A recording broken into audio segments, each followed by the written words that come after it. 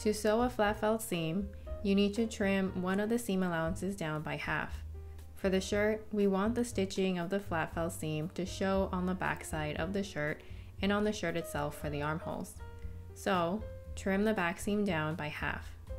Take the front seam and fold it in half, encapsulating the raw back seam, laying it flat against the shirt, then press it in place. This is what it looks like after being pressed. I prefer sewing the sleeve flat felt seam when it is right sides out, but either way works. On your sewing machine, sew along the inside edge of the folded seam from the top of the sleeve to the bottom. This can get a little tricky, as the more you sew, the more sleeve fabric you'll have bunching up around your sewing foot. Take things nice and slow, and when you get close to the sleeve placket, you can stop and reverse directions to sew the rest of the flat felt seam from the wrist upwards. Give it another press. Repeat this process for the other sleeve. Once complete, the flat felt seam should look like this.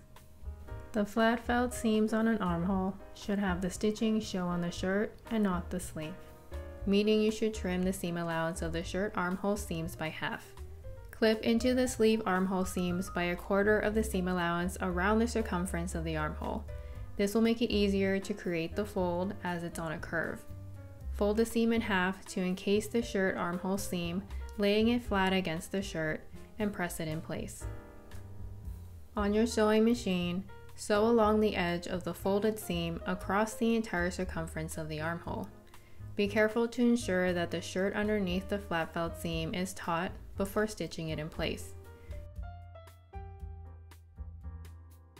Give it another press. Repeat this process for the other sleeve. Once complete, the flat felt seam should look like this.